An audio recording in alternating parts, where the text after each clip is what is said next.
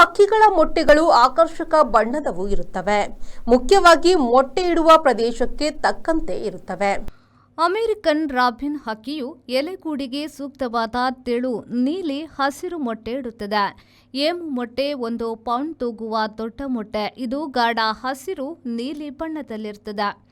ಕಾಡು ಪರಿಸರಕ್ಕೆ ತಕ್ಕಂತೆ ಕ್ಯಾಸೋವರಿ ಹಕ್ಕಿಯು ಎದ್ದು ಕಾಣುವ ಹಸಿರು ಬಣ್ಣದ ಮೊಟ್ಟೆ ಇಡುತ್ತದೆ.